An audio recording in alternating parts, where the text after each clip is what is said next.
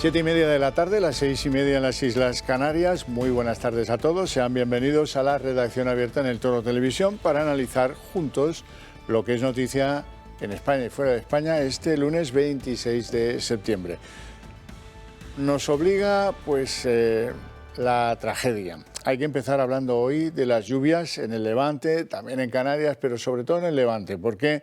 Pues porque nos han costado una vida. Un pobre hombre que estaba durmiendo en el sofá de su casa en Jabalí Viejo, Murcia, con la televisión en marcha, y que la inmensa riada fortísima se llevó la casa, se le llevó a él, ha fallecido. Ha habido lugares en Murcia donde han recogido 119 litros metro cuadrado, en los peores puntos de la región. Eso sí, siguen en alerta, no solo en Murcia, sino en Alicante, en buena parte del Levante, como les digo.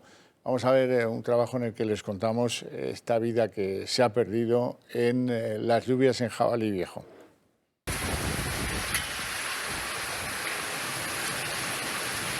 Esto que ven es el ciclón tropical en su paso por Murcia. Fuertes precipitaciones, acompañadas de tormentas, intensas rachas de viento y caída de granizo han despertado a los murcianos y han desbordado las calles causando multitud de destrozos. Un fin de semana que ha acabado en tragedia y que ha asolado a la capital murciana. Un hombre ha muerto arrastrado por las fuertes lluvias. El cuerpo sin vida fue arrastrado 300 metros de su vivienda por la riada en el municipio de Jabalí Viejo. Los bomberos tuvieron que rescatar además a multitud de familias por el peligro de derrumbe de las fachadas de sus viviendas. Empezó a bajar agua, madre mía, cómo bajaba.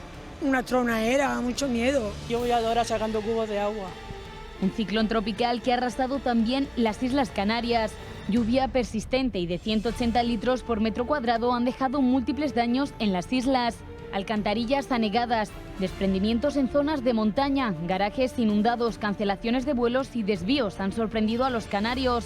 Se han notificado más de 1.400 incidencias. La más frecuente ha tenido que ver con fallos eléctricos. Más de 1.800 personas se han quedado sin luz y se han producido además 24 cortes de carreteras. Sin embargo, la situación vivida en los aeropuertos ha sido de mayor complejidad. Se han cancelado 252 vuelos y se han producido 38 desvíos. Y tras un fin de semana pasado por agua en toda Canarias, se mantiene para este lunes la suspensión de clases y se recomienda el teletrabajo. El archipiélago continúa en alerta, ya que el ciclón tropical todavía puede dar sus últimos coletazos. Bueno, y visiblemente contenta, Giorgia Meloni aparecía ante los italianos con mucha elegancia, porque mira que era difícil no hacer referencia a las amenazas de Ursula von der Leyen de la pasada semana, pasado viernes. Tengo herramientas para hacer que los italianos sean dóciles, como lo de Hungría o lo de Polonia. Bueno, hoy en el panorama internacional, nuestro Pedro Sánchez ha pasado absolutamente de felicitarla. Bueno, esto le debe dar igual. Y los únicos que se han significado claramente contentos por el éxito de la señora Meloni, pues Holanda y Polonia. El resto, pues más o menos cautela. Vamos a ver en qué queda. Quiero que estén atentos a lo que ha sido el triunfo de Giorgia Meloni. La victoria en Italia tiene nombre propio.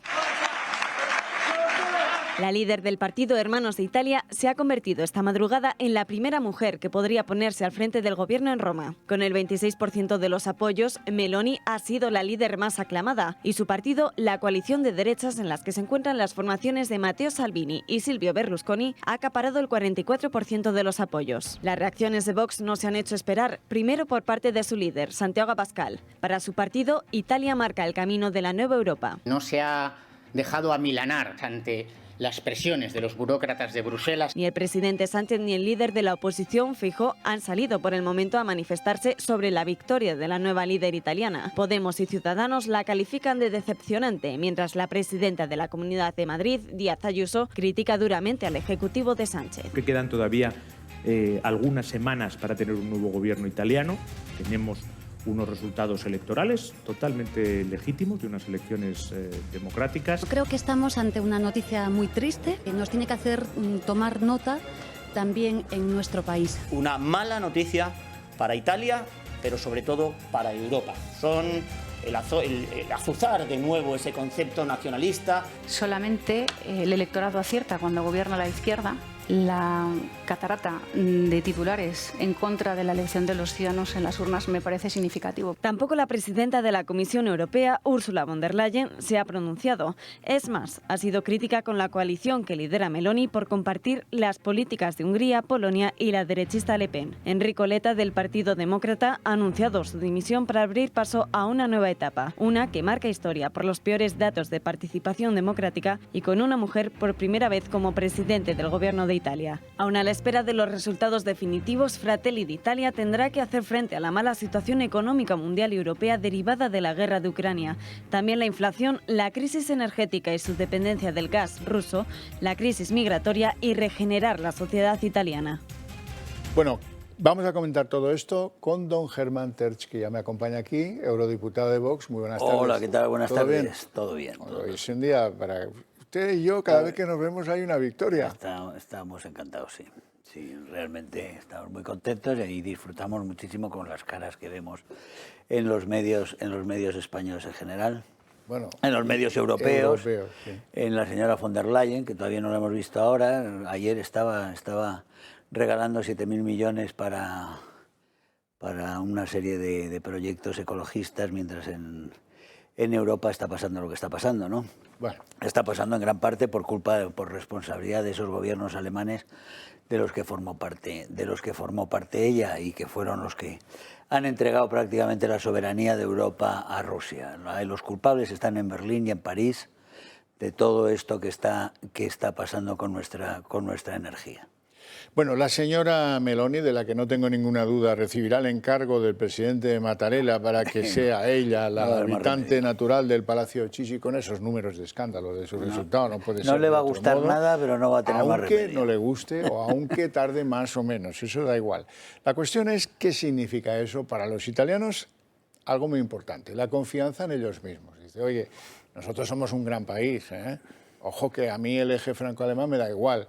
Ya sé que tenemos 2.700.000 millones de deuda pública. Ya sé que eso obliga pues, un poco a tal. Pero no, un poco no, mucho. Pero ojo, que esto puede llevarse al traste alguna de las inercias europeas que menos nos gustan. La agendista, la primera, y el eje franco-alemán podía titubear, ¿eh? No, el eje franco-alemán ha dejado ya de ser realmente lo que a donde mira Europa va a quedar neutralizado, digamos. Ellos van a intentar resistirse. Pero en todo caso lo que tenemos es un país orgulloso, un gran país, un país fundador de la Unión Europea, de la Comunidad, que lleva 10 años sin elegir a su presidente del gobierno. Que al presidente del Consejo de Ministros en Roma se los está nombrando Bruselas por sistema. Bruselas y Berlín le van nombrando los... Y entonces han dicho los italianos que basta ya. Que ellos quieren ser soberanos, que ellos quieren elegir a su jefe de gobierno, como lo eligen otros, y hasta aquí hemos llegado. Y entonces todas esas advertencias, esas amenazas abiertas por parte de von der Leyen, pues han servido, yo creo, que para espolear a algunos. Y desde luego han desanimado a mucha gente que desde luego la izquierda, el colapso de la izquierda es muy notorio. Ahora la dimisión de Letta estaba cantada, porque quedar por debajo del 20% es un ridículo bastante espantoso. Bueno, ahí hay un flanco interesante, y es, hombre, si uno cuenta los que se han abstenido, los que han votado a la señora Meloni, los italianos le han dicho al centro izquierda, sois basura, no os queremos más, fuera de aquí, no arregléis nada y lo empeoráis todo. Y luego hay un despistado por ahí que juega a quedarse, que se llama Salvini.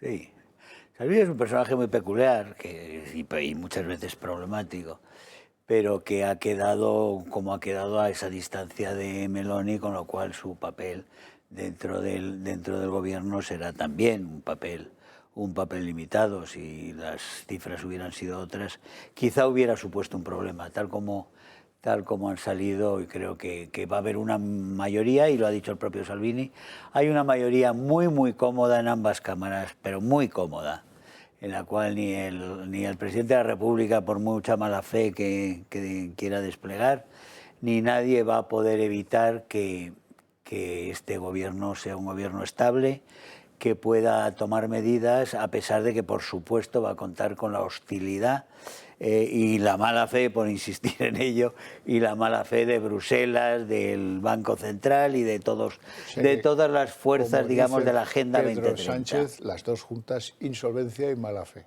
Sí. Bueno, estábamos hablando antes de que pudiéramos hacerlo ante todos ustedes. Don Germán y yo hablábamos de que, mira, llega esto en un momento clave del futuro de Europa, en un momento en el que hay que contar lo que ha hecho Macron con los coches eléctricos, yo creo, ¿no? Sí, tiene realmente gracia. Bueno, ellos que han estado fomentando los coches eléctricos, ha pasado exactamente igual que en California, ¿eh? Sí. En California han estado igual, es decir, esta especie de guerra contra todos los combustibles fósiles, porque hay una prisa terrible y porque se va a hundir el mundo para el año 2030 y tienen que terminar todo y tienen que acabar con los motores de explosión. Pues resulta que, como es imposible, la realidad va dando batacazos a toda esta gente una tras otra, y si en California, después de decirles a todos que se compren un coche eléctrico, les han dicho que no pueden enchufar los coches eléctricos porque no hay electricidad para enchufarlos, ahora el señor Macron pues le pasa un poquito lo mismo y dice que se frenen los propietarios de los coches eléctricos. Eso después de estar subvencionando los coches eléctricos, distorsionando los mercados, destruyendo puestos de trabajo, liquidando empresas, liquidando puestos de trabajo y desde luego creando unas enormes dificultades en toda Europa con esa ideología permanente que tienen y que está movida tanto por ese mantra de la Agenda 2030 y de la ingeniería social que hay detrás de todo ello, pero también por intereses muy concretos en los cuales están lucrando muchos de ellos. Para los que ha sido una bendición el éxito electoral de la señora Meloni, es para Hungría y para Polonia.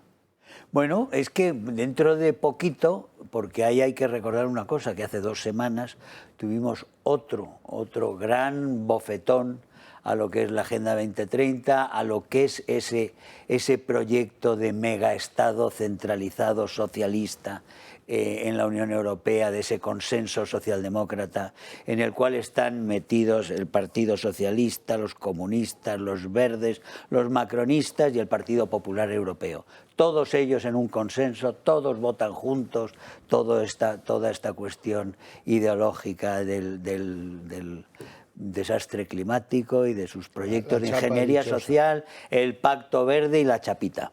Y entonces todos ellos están juntos y sin embargo les están saliendo las naciones respondonas. Y hace 15 días fue Suecia. Sí. Lo que ha pasado en Suecia, mucha gente no ha podido, quizá unos no lo han entendido y otros no han querido entenderlo, pero desde luego lo de Suecia es importantísimo, y alcanza en cuanto a importancia lo que ha sucedido en Italia. En Suecia ha saltado por los aires todos los intentos de aislar a las fuerzas nacionales. Las fuerzas nacionales que están surgiendo en todos los países europeos, en todos, hay unos intentos por parte de ese consenso socialdemócrata, de esa mayoría socialdemócrata, de aislarlos. Se ha intentado con Vox, y criminalizarlos y perseguirlos, por supuesto, y de dividirlos y de montar todo tipo de historias como ellos, tratarlos como enemigos. El espectáculo ayer, tratando de fascismo y de Mussolini prácticamente a la señora Meloni, fue dantesco, fue una cosa grotesca, propia como digo, del panorama mediático español que es lamentable y a veces nauseabundo. Pero Suecia, en Suecia, los demócratas suecos que están con nosotros, con Vox y con Fratelli d'Italia, en el mismo grupo, en el ECR, en el grupo de conservadores y reformistas dentro del Parlamento Europeo, sacaron más de un 20%. Y se colocaron como segundo partido, justo detrás de los socialdemócratas, rompieron la mayoría de la izquierda y han creado una mayoría de derechas, y por primera vez el Partido Popular los partidos, digamos, moderados, como llamo, el moderantismo ese ultracentrista, no ha podido dedicarse a esa especie de cinturón de decir nosotros con esos no vamos ni a heredar. Bueno, pues van a heredar con ellos, han decidido que realmente la voluntad, como han visto que el partido de los demócratas suecos ha superado con creces a todo el resto de los partidos de centro-derecha, va a ser el partido que realmente lidere y marque un nuevo gobierno sueco, con lo cual estamos hablando de que ya en el norte de Europa ha estallado en mil pedazos el proyecto de aislar a la derecha nacional, de llamar ultraderecha a todo, mientras aquí no hay ultraizquierda, no hay comunistas. Tenemos un gobierno que tiene comunistas que reivindican el genocidio comunista en toda Europa, socialistas que reivindican y que están orgullosos del golpe de Estado del 34, de paracuellos, de todo tipo de salvajadas, de 120 millones de muertos que ha causado la izquierda comunista y la ultraizquierda en Europa, en el mundo en el último siglo, y ellos presumen de ello, partidos del gobierno presumen de ello, y después tenemos un gobierno que está apoyado por los golpistas, por delincuentes, por criminales, golpistas, y por lo que son los exterroristas o terroristas, porque terrorista se es y se sigue siendo cuando realmente se beneficia uno de lo que fue el crimen con sus posiciones que tienen ahora, y eso es Bildu, es ETA,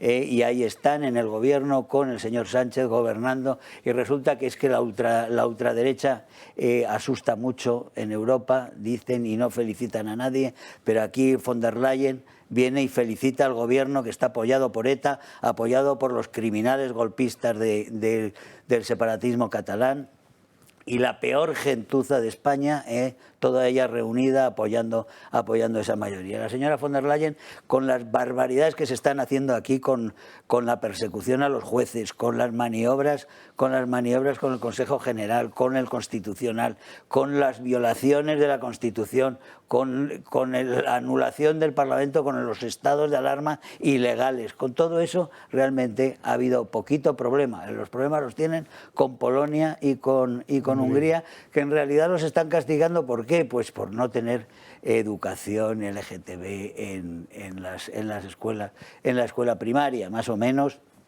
Eso y una serie de cosas judiciales que realmente, viendo lo que está pasando en España, son peccata minuta.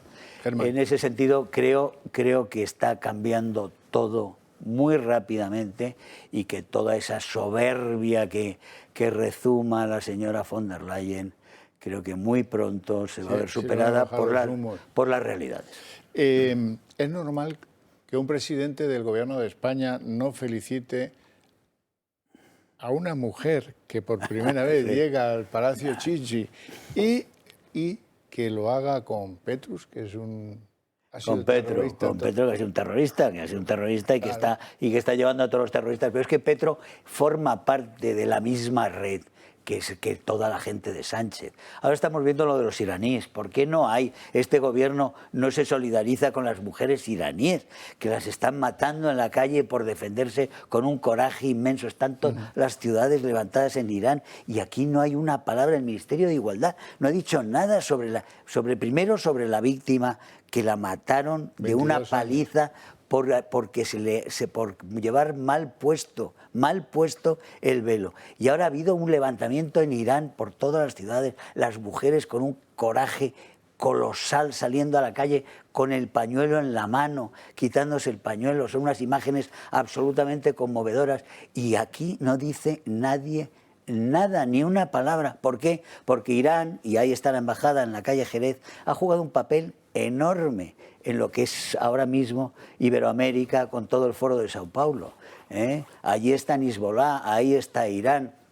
Las maletas de Delci circulan hacia Teherán desde Venezuela, como circulan hacia Madrid, circulan hacia Moscú y circulan hacia Estambul, que son los sitios a los que van, Teherán, Madrid y Moscú. Esos son los socios de todo lo que es la red criminal que existe en Iberoamérica y que ha ido tomando, que es el Foro de Sao Paulo, que ha ido tomando país por país con violencia, como en Chile. En Chile todo empezó, no es una revuelta social, son atentados que se crean y es violencia callejera artificial que se genera con agentes exteriores, con dinero exterior procedente del narcotráfico, como se han hecho las campañas también en Colombia, como se ha hecho en Perú, como se ha hecho en Bolivia. Ahora tenemos realmente el pulso para extender las zonas de cultivo en todos los países donde el Foro de Sao Paulo ha tomado el poder. Están extendiendo las zonas de cultivo porque van a crear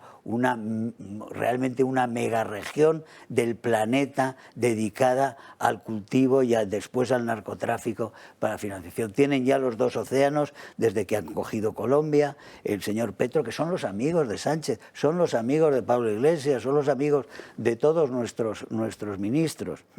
Allí están el señor Garzón, allí está el señor Marlaska, allí estaba la señora Delgado. Todos ellos tienen conexiones con ese mundo que tenemos ahora, que va tomando aquello y que está ayudando, por supuesto, al desembarco ruso y chino en Iberoamérica. Es decir, que estamos ante una trama inmensa y nosotros España está dentro de lo que es el Foro de Sao Paulo. En ese sentido hemos dejado de ser socialdemocracia vegana, que es esa de la señora Merkel y de la señora von der Leyen, para ser socialdemocracia carnívora, que son la de Petro, la de Maduro, la de Díaz-Canel y la de los demás. Es decir, socialismo crudo, comunismo, narcocomunismo, que es lo que hay en este momento en Iberoamérica. Germán Tertsch, un placer enorme tenerte en el programa. Muchísimas gracias. Quiero que vean esas reacciones en Europa ante el éxito de Meloni. Los resultados electorales en Italia, donde el partido Fratelli d'Italia de Giorgia Meloni ha ganado con holgura, van a sacudir con fuerza la política a nivel europeo. Bruselas está nerviosa con el auge de partidos que piden más soberanía para sus países, leyes contra la inmigración más fuertes y políticas para favorecer la natalidad. El resultado de la derecha en Italia confirma la tendencia que reina hoy en día en el viejo continente. Y es que con Italia ya serían 3 los países donde los conservadores son la fuerza más votada, junto a Polonia y Hungría. Pero es que en otros, como en Suecia o Francia, son ya segunda fuerza. Hay que recordar que la victoria de Macron sobre Le Pen en Francia fue acogida con entusiasmo en Bruselas, donde el mismísimo presidente del Consejo, Charles Michel, celebraba así el resultado en Twitter. En este periodo de tormenta necesitamos a una Europa sólida y una Francia totalmente comprometida para una Unión Europea más soberana y más estratégica. Podemos contar con Francia 5 años más. En el caso de Italia, fueron un paso más allá y hace apenas unos días, justo antes de las elecciones, Ursula von der Leyen hablaba en los siguientes términos. Veremos si las cosas toman una dirección difícil. Ya he hablado de Hungría y Polonia, tenemos herramientas, pero si las cosas van bien y la gente como conjunto, que siempre, sus gobiernos siempre deben tomar un papel importante. Una amenaza más que evidente, sobre todo después de ver cómo desde el Parlamento Europeo se votó que Hungría dejaba de ser una democracia con el fin de retirarle los fondos y forzar con ello un cambio de sus políticas nacionales. Y es que en Europa empiezan a ser muchas las voces que piden mayor soberanía nacional y denuncian que desde Bruselas se interfiera políticamente en elecciones nacionales de países de la Unión. Es que en Europa se han vuelto chalaos. Miren ahora lo que hacen con el velo en los anuncios que pagamos todos los europeos. La situación en Irán es todavía peor. Las muertes crecen y los heridos también. Y las protestas por el asesinato de una mujer por no llevar el velo bien puesto continúan en gran medida. Europa también ha apoyado la causa y ha aportado su grano de arena. Lo hizo el pasado miércoles con una iniciativa del Premio Europeo de Enseñanza Innovadora. Publicaron la foto de una niña sonriente cubierta con una prenda de manga larga y un velo. Sí, mientras las mujeres iraníes luchan contra este velo, símbolo de sumisión, la Unión Europea lo promueve promueve activamente. Y este no es su primer intento. La Comisión, el Consejo y el Parlamento Europeo promovieron una conferencia sobre el futuro de Europa el pasado febrero. Entre esas imágenes aparecía una mujer joven de ojos oscuros apenas sonriente con un velo largo. Y todo ello bajo el eslogan de "El futuro está en vuestras manos". Varias fuentes criticaron que la Unión Europea contraponía la simbología islámica frente a otras religiones, ya que no muestran anuncios similares. Y la cosa no se termina aquí. Y es que el pasado noviembre la Unión Europea publicó una imagen contra la islamofobia bajo el eslogan "La belleza está en la diversidad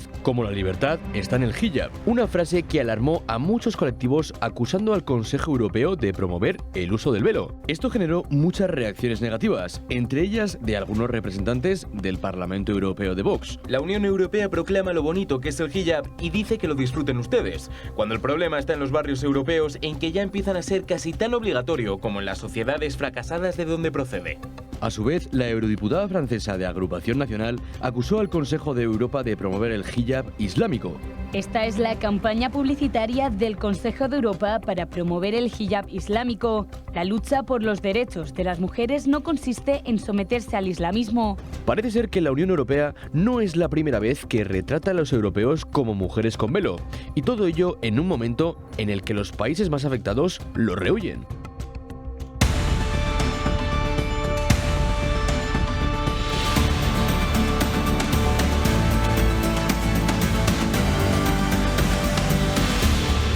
Vamos a ir al Alcorcón para que ustedes conozcan los líos monumentales que el gobierno progresista organiza cuando se trata de hacer prevalecer algunas de sus más importantes ideas. Nos lo cuenta Borja García. Cualquier persona que haya visitado Alcorcón se habrá percatado de la existencia de una obra faraónica abandonada. Nos referimos al CREA, una obra impulsada por Enrique Cascallana, alcalde socialista de Alcorcón entre los años 2003 y 2011, que tuvo un coste total de 104 millones de euros.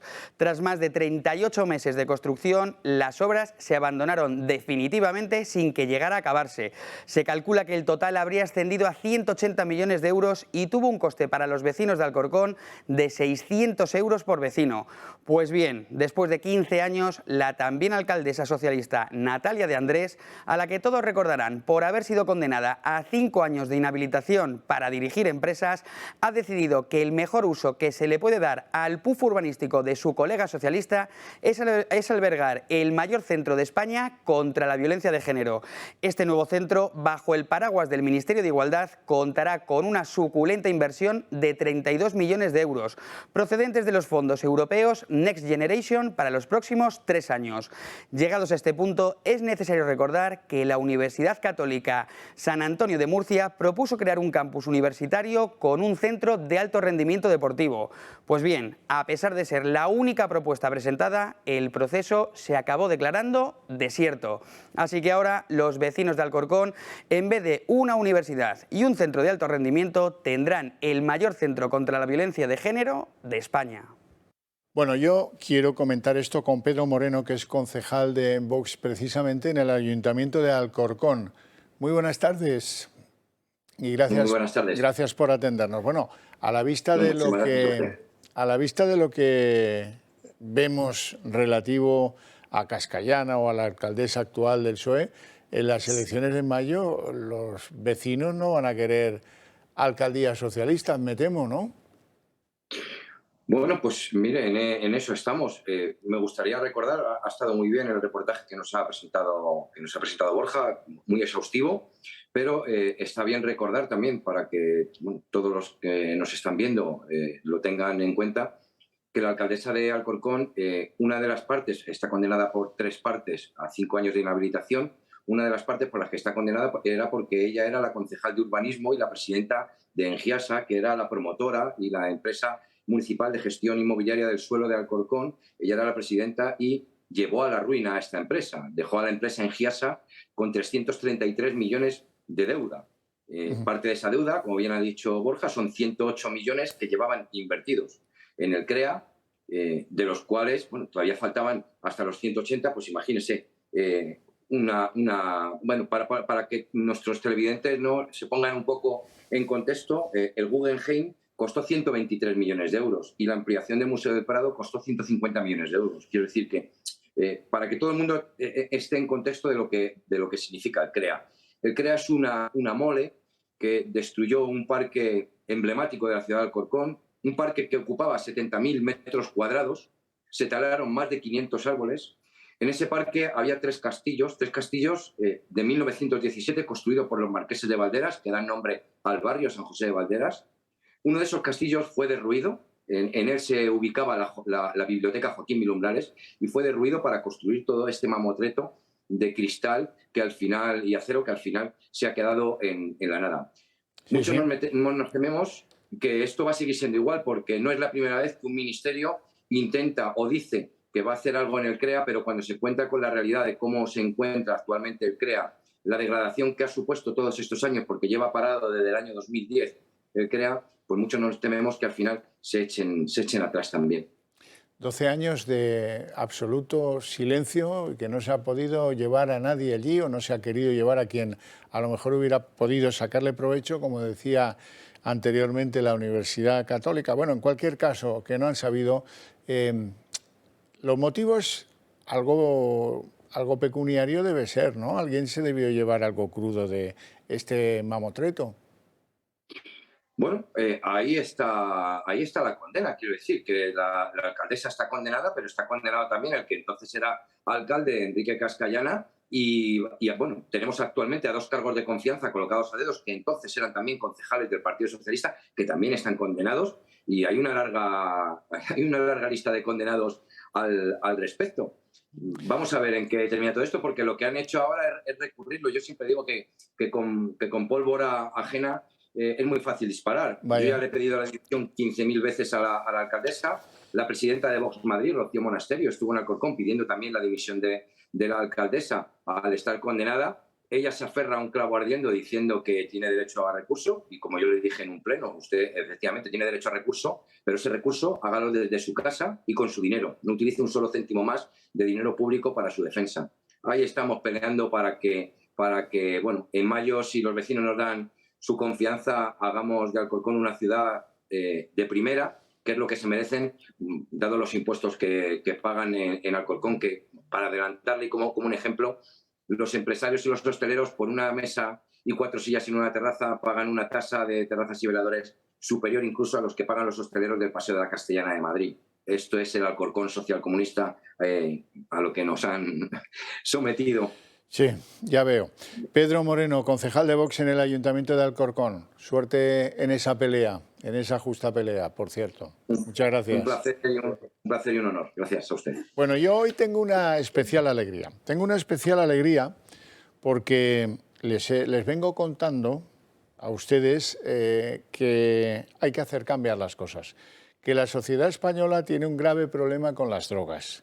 Que las familias españolas tienen un grave problema con las drogas, que las empresas de este país tienen un grave problema con las drogas, que la seguridad de este país está pues muy brutalizada por el tema de las drogas y nadie lo quiere admitir. Y los partidos políticos lo saben, pero no quieren entrar en ese jardín. Uf, menudo, ¿cómo me pondrían si me manifestara en contra? Bueno, pues hay que trabajar eso, hay que hacer cambiar ese punto de vista.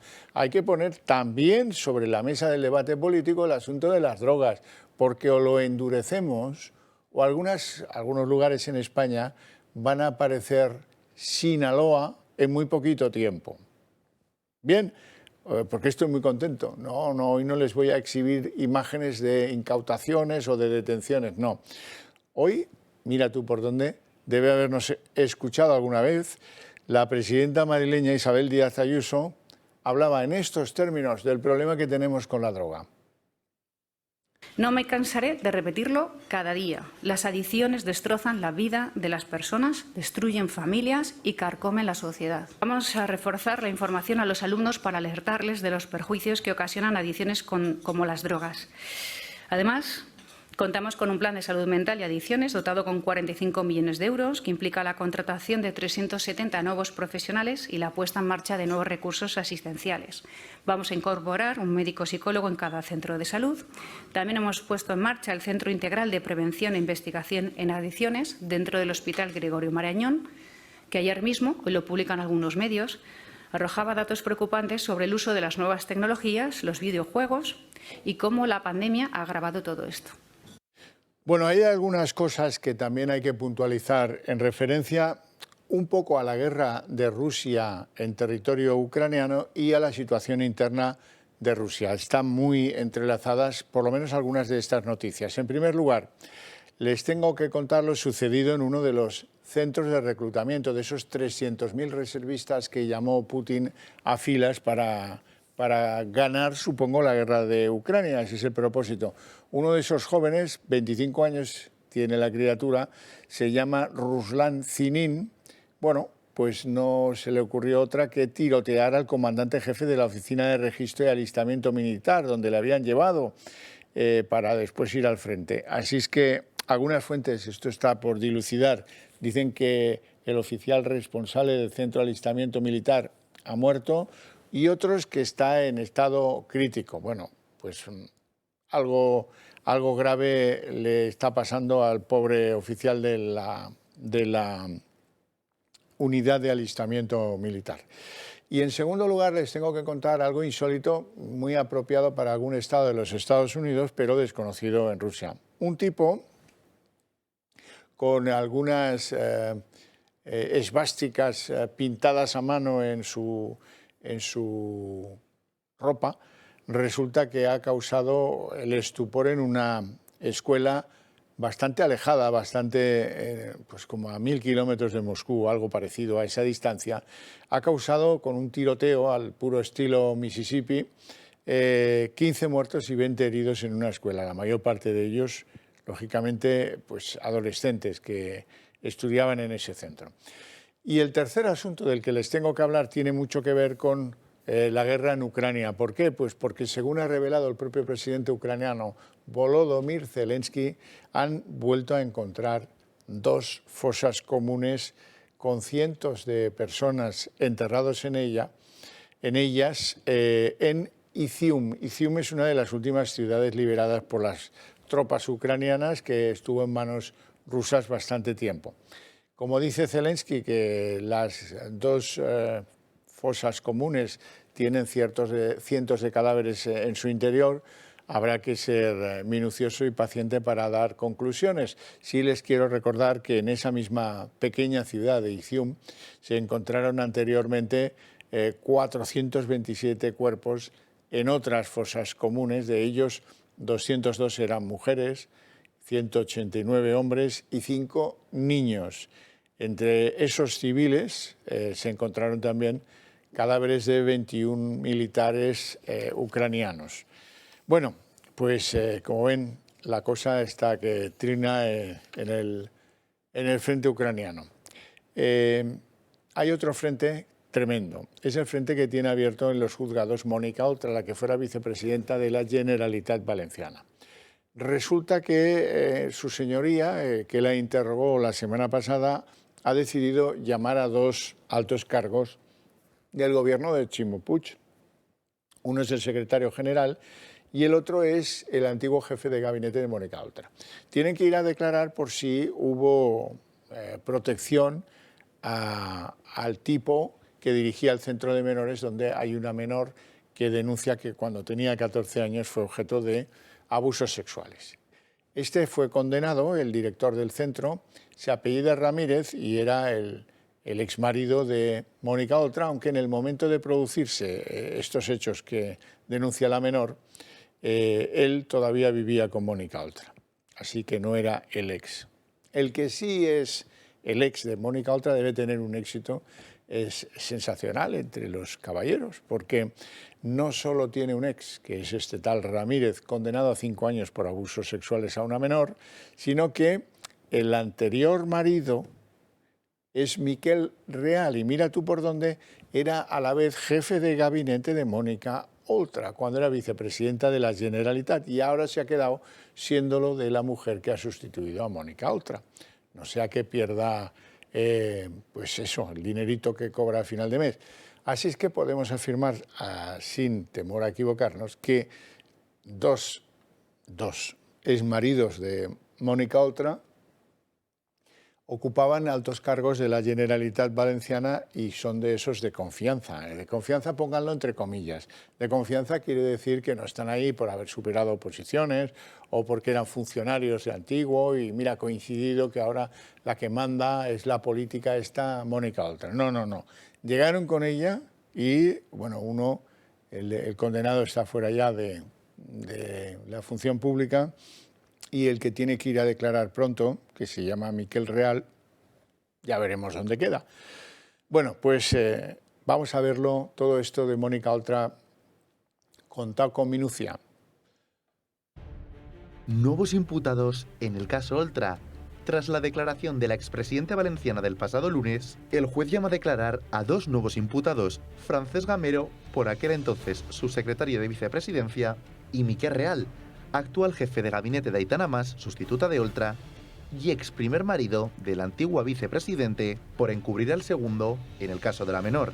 El magistrado ha resuelto que es necesario oír a estas dos personas al objeto de tratar de esclarecer su participación de los hechos, cuando Mónica Oltra se enteró de lo sucedido por parte de su entonces segundo marido, Luis Eduardo Ramírez, encargó al primero recabar información al respecto.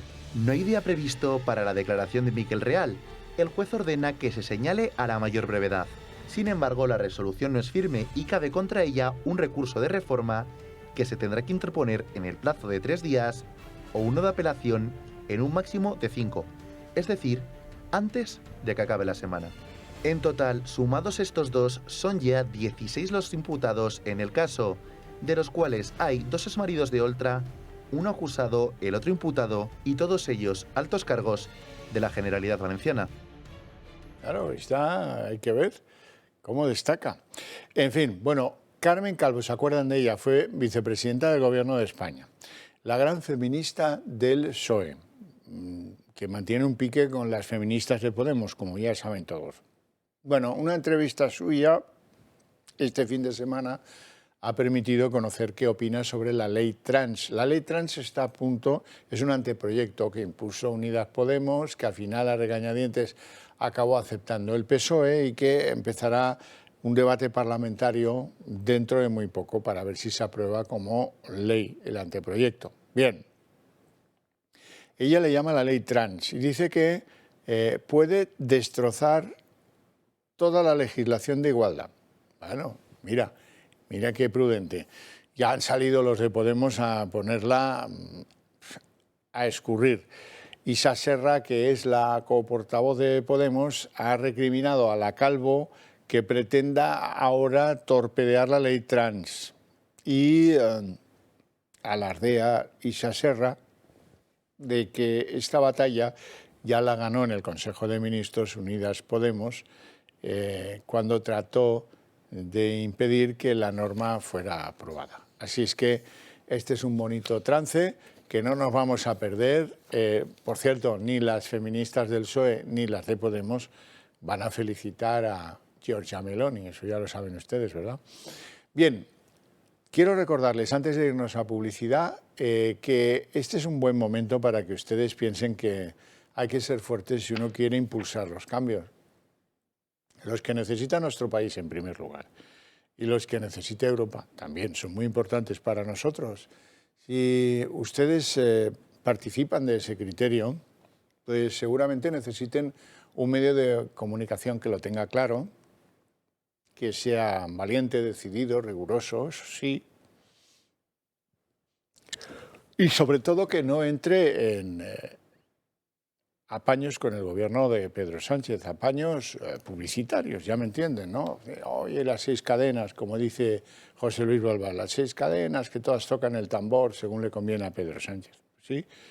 Necesitan una televisión como esta, una televisión que les ayude a que cambien las cosas según el criterio, lo que ustedes desean, según pues, un derecho universal de libertad cada vez más cercenado y según lo que algunos tenemos como creencias y como valores, lo más importante que tenemos en esta vida. Si creen que para preservarlo nos necesitan, ayúdenos. Entren a formar parte del Club de Amigos del Toro Televisión. Es muy fácil hacerlo, llamando a ese teléfono, es suficiente, 91 616 2464.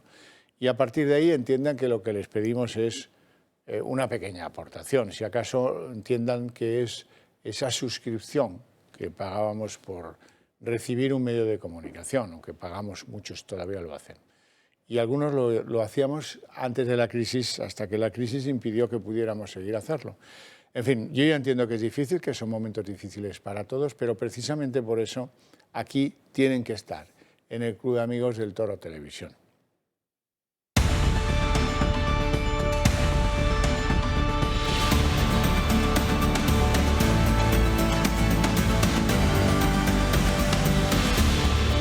Las 8:20 jóvenes minutos, momento en el que abrimos la mesa de análisis político, hoy con dos invitados, como siempre, de lujo. Don Sergio Brabezo, diputado en Madrid del Partido Popular, en la Asamblea de Madrid, lógicamente. Muy buenas tardes, ¿todo bien? Pues todo muy bien, a pesar del gobierno. Yo sé que a usted le gustan los libros con tapa dura. Sí, y ya me acuerdo de la editorial exactamente que era, luego le digo el nombre, porque no podemos hacer publicidad gratis. Estas veladas son tan intelectuales, ¿eh? Que hablábamos de un libro. En fin. Don Paco Álvarez, geógrafo, historiador, el hombre de la herencia de Roma. Muy buenas tardes. Buenas tardes. ¿Todo bien? Pues sí, muy bien. Y además es verdad que estábamos hablando del libro. ¿Cómo nos gustaba la forma que Usted me ha dicho que sabe cosas que la gente no sabe de los bonos culturales. Por eso hemos ido a hablar de libros. Los bonos culturales podían ser de 400 euros. Se dijo que no se empezarían a dar hasta septiembre. Yo he mostrado siempre una gran curiosidad. Quiero conocer a alguien que lo haya recibido. Nadie. No sé si estoy en un momento o en la disposición de pedir que si alguien conoce a alguien, que me lo haga saber. La condición era que no fueran para comprar libros, se podían comprar discos, videojuegos, en fin, yo creo que hasta sustancias psicotrópicas, no lo sé, pero nadie los había cobrado. ¿Y usted sabe algo que yo no sé? Sí, sé que no solo que no se han cobrado, sino que las dificultades en la solicitud, porque quiero decir, la gente de 18 años tiene que identificarse doblemente, primero con el DNI electrónico o lo que sea, y luego firmar como autofirma, o sea, como si fueran a pedir una subvención, pero es que ahora sí dicen que se van a poder utilizar en libros, pero es que pasan dos cosas. Una, que en la hipótesis de que se lleguen a dar, solo se van a poder utilizar en las empresas que se hayan registrado previamente en el Ministerio de Cultura, lo cual quiere decir que tú no puedes gastar donde quieras, sino solo en aquellos negocios que se han molestado en...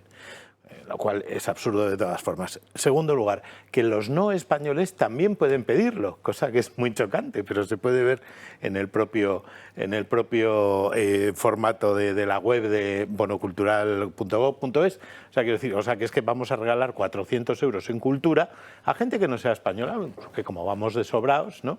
Bueno, ya después de que el presidente del gobierno vaya a Nueva York y se haya dejado por el camino 466,5 millones de euros, unos a los Gates, Bill y Melinda, son pobres, otros al Foro de Seguridad Alimentaria que aún está por ser constituido, y lo que queda, que son 100, oye, 100 que son 100 millones para un país como el nuestro, claro. Estos se les dan a unas organizaciones que ni siquiera Moncloa las detalla, porque como somos líderes en esto de los derechos, digamos, del mundo femenino, pues vamos a ayudar a los colegas que impulsen. Ahora, no he visto ni una nota sobre esas pobres mujeres de Irán que pelean en las calles y se juegan la vida porque a una la mataron por llevar torcido el yihad. De eso nada, de eso nada, no fuera caso que... Claro. Por cierto, por terminar de hablarles de Sánchez, saben que desde el sábado es positivo de COVID, se ha contagiado. La primera vez que pasa algo positivo con Sánchez. Sí, es una de las pocas veces que lo suyo es positivo. Sí. Bueno, yo le deseo lo mejor. Sí, lo humano, eso desde luego. Lo primero, recuperación, siempre, que salga hacia adelante siempre. Y que... Oye, si tenía que contagiarse alguien de COVID, seguro que lo ha traído de Nueva York, digo yo, no sé. Sí, bueno, lo que me alegra es que ahora haga su reposo, su cuarentena, porque cuando él tuvo contactos estrechos dentro del gobierno, resultó que no necesitó hacer nunca cuarentena, curiosamente. Ni el que fue su vicepresidente tampoco, se iba a todos lados. Era bastante curioso. Su mujer, esposa, amiga, tenía COVID y, oiga, no tenía que hacer cuarentena. Los demás tuvimos que hacerlo y nos teníamos que quedar, mientras que ellos no. La verdad es que rigen dos tipos de leyes. No avance usted más, porque a lo mejor hay razones que explican el por qué no, pero no vamos a entrar en ellas. Vamos a entrar en propuestas que hace su partido y que son interesantes. Bueno, la batalla fiscal. Esto es como Montecassino, pero a lo bestia. La batalla fiscal. El Partido Popular ha visto que lo de los impuestos, rebajarle los impuestos a los más necesitados de la sociedad, es abrirle la ceja o las dos cejas al contrincante Pedro Sánchez. Y hoy, pues claro, subidos a ese con la cierta reflexión de ver que esto gusta, como dicen en las calles, esto mola, pues Feijóo agranda la apuesta. ¿Cómo? Pues con algo muy razonable. Oye, que la inflación tiene absolutamente fastidiados a los jubilados, a los pensionistas, a la gente de los salarios más bajos, pues vamos a hacer una cosa. Rebajamos el IVA de lo que consideramos los productos básicos, que es lo que hay que hacer contra la opción un carro con Carrefour, pero ahí va la mantequilla y el queso de bola. No, vamos a hacer, da igual, el IVA de carne, pescado, aceite, agua, conservas y pasta, creo que no me olvido nada, propone Feijóo bajarlo del 10 al tipo súper reducido, que es el 4%. Ojo que podría haber pedido al 0, porque cuando la situación lo requiere, el Gobierno puede hacerlo. Bien, vamos a escuchar a Feijóo cuando lo propone. Le vamos a pedir al Gobierno que si mantiene su negativa a rebajar el impuesto de la renta, a las rentas de hasta 40.000 euros, al menos acepte la propuesta de rebajar el IVA de los productos básicos de alimentación del 10% de IVA al 4% de IVA, como la carne, el pescado, los aceites, el agua, la pasta seca y las conservas. Son productos que tienen un 10% de IVA, proponemos que se baje al 4% de IVA, que es lo razonable en este momento para poder hacer las cosas. Paco, ¿razonable? Absolutamente. Estaba dándole vueltas a que esto es lo que la ministra Montero debe de llamar bajarle los impuestos a los ricos. Sí, sí. Todos toman pasta seca. Exactamente, bajar el IVA de los macarrones, que eso es algo que se consume mucho en Mónaco y Monte Carlo y en Cannes, sobre todo en las mesas ahí junto con el caviar. Entonces, me parece muy bien, me parece magnífico, y además es que lo que me parece que es que deja más claro todavía la ineptitud del Gobierno de España, dirigido en este caso por la ministra, porque es el primer gobierno del mundo que en vez de subir unos impuestos dice que los va a subir. Con lo cual, pues todo, no sé, oye, ricos, que os voy a subir los impuestos el año que viene, gracias, ya me voy sacando la pasta. O sea, es decir, lo normal es que si hubieran querido hacer ese impuesto, lo hubieran hecho. Que no hubiera servido para nada, da igual, pero lo hubieran hecho. Pero si dices que vas a hacer algo de ese sentido, todos sabemos que la gente que es muy rica tiene el suficiente tiempo y la suficiente capacidad como para sacar la pasta, mientras que lo único que estás haciendo es evitar que otros ricos vengan a España. No, a ver si además la ley no les va a dejar imponer ese impuesto. Claro que en mi opinión.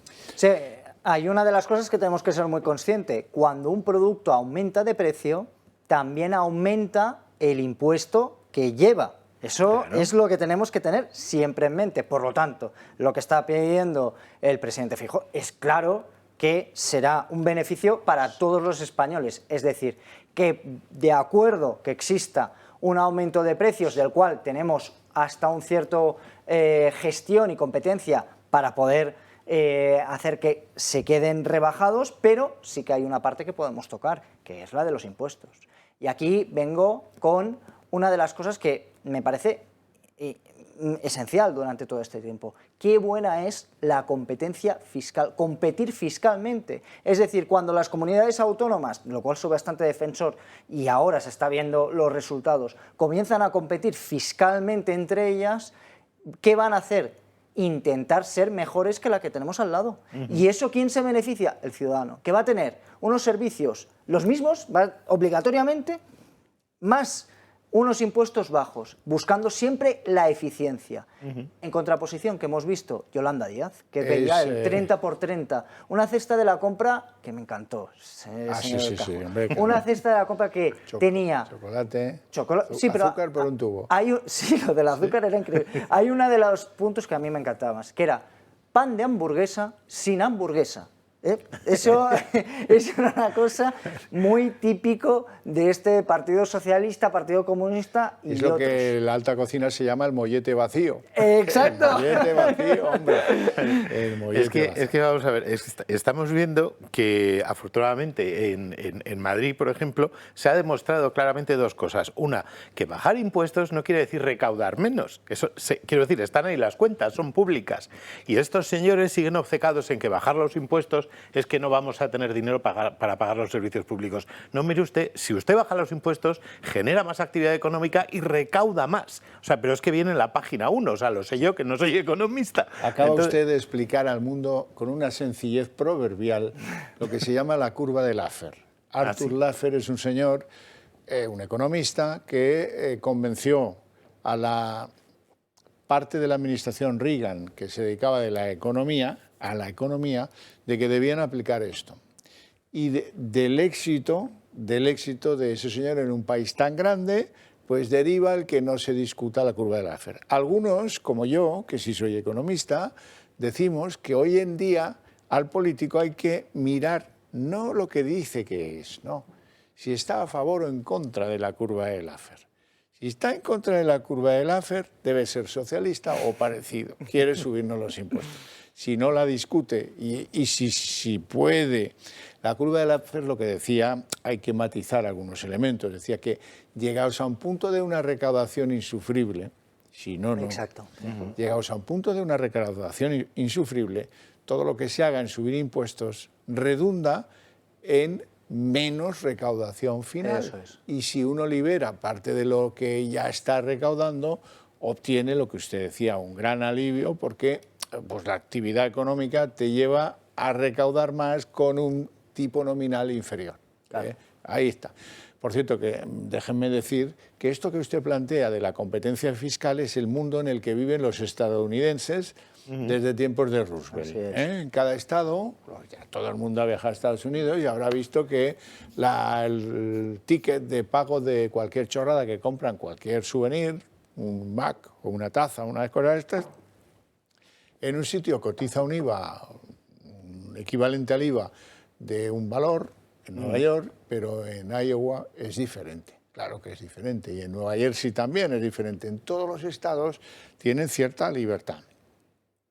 Cierta. Como aquí. Y ojo, es un país federal, que luego estos dicen que son federalistas, a veces.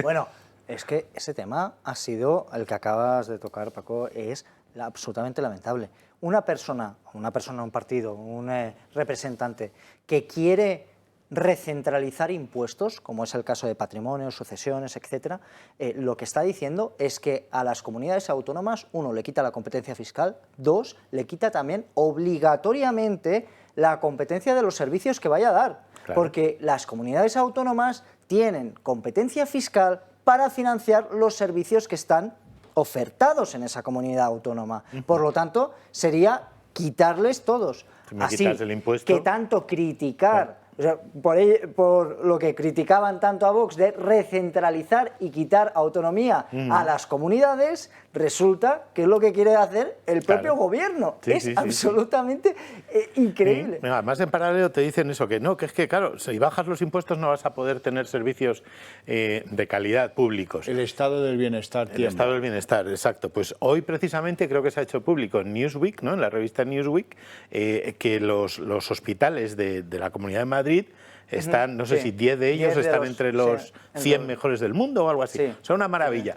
O sea, eso bajando impuestos, señores. O sea, que quiero decir, tenemos por un lado las tonterías que se inventan Montero, la Yoli en sus tardes buscándose a sí misma en su gran piso y todo lo demás, y la realidad. Y la realidad es lo que está pasando en Madrid. Pero porque...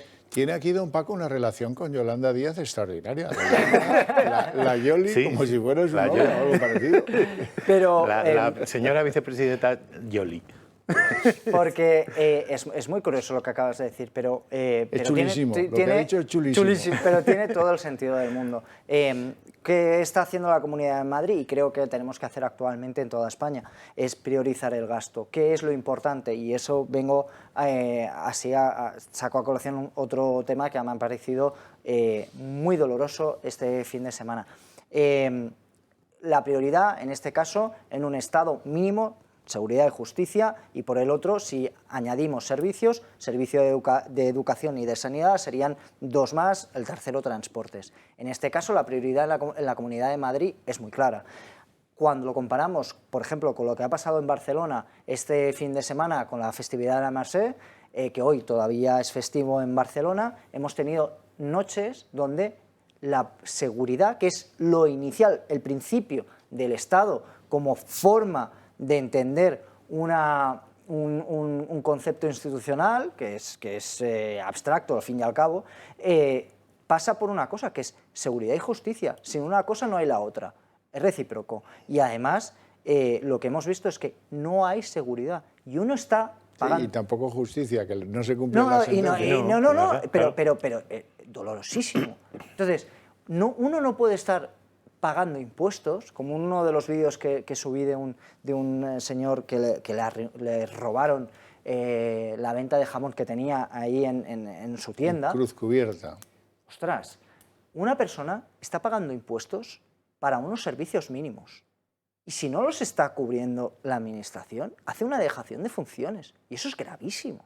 A mí que se estén hablando de cualquier otro tipo de actuaciones que pueda hacer el gobierno central, es floritura.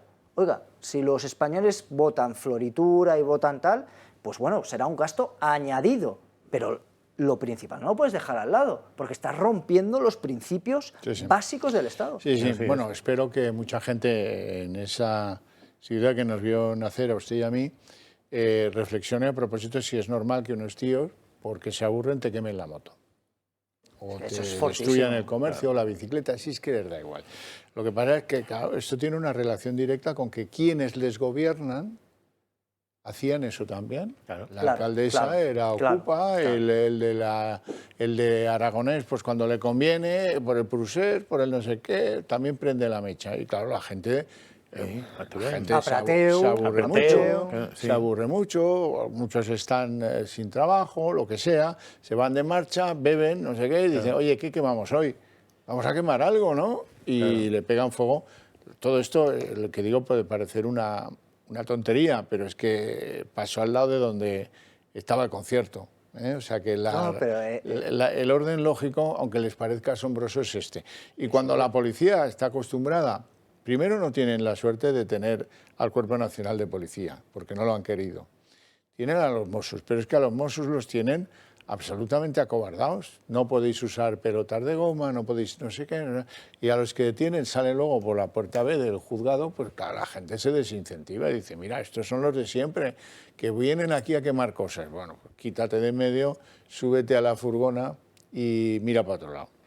Señor Cajos, recuerde la de policías Mossos que han pedido el traslado a Policía Nacional cobrando menos. O Guardia Civil. O Guardia Civil cobrando menos, porque no quieren continuar haciendo una dejación de funciones. No debe ser fácil. Es que estáis diciendo, Cicerón dijo, somos esclavos de la ley para poder ser libres. O sea, es eso, o sea, quiero decir, si no hay una ley y si no se cumpla la ley, como estáis diciendo, es que no podemos ser libres, porque entonces es la ley del más fuerte, la ley del que te quema, de que te entra en tu negocio, del que te arranca el móvil de la mano por la calle, el oeste, en pocas palabras. Lo que está pasando en Barcelona. Estábamos hablando de la batalla fiscal, Cuidado que no está ahí centrada la actualidad política, no es un debate económico, no, la actualidad política. Los ciudadanos han visto que los que dicen que son el gobierno de la gente no le bajan el IRPF a la gente que peor lo está pasando. Y que los que, según el presidente del gobierno, se reúnen en oscuros cenáculos a fumar puros con el poder que lleva siempre una chistera, bueno, sí, como lo pintaban en los cómics antiguos, esos son las eléctricas los que han puesto a Feijóo. Y por lo tanto, los intereses pues de la derecha y los intereses de los poderosos, en fin, son unos tíos, los del PP, que dicen, no, en donde gobernamos vamos a ayudar a las rentas de menos de 40.000 euros. ¿No? Y están noqueados. Pero los ciudadanos en las calles sí que han tomado buena nota de estas cosas y ya lo veréis cómo lo tienen claro. Hemos salido a la calle a preguntarles, ¿deberían bajar el IVA de los productos básicos de alimentación? Y este es el resultado. Hombre, por supuesto que estoy a favor. Nos vamos a arruinar todos. Vamos a tener que comer pasta y arroz todos los días.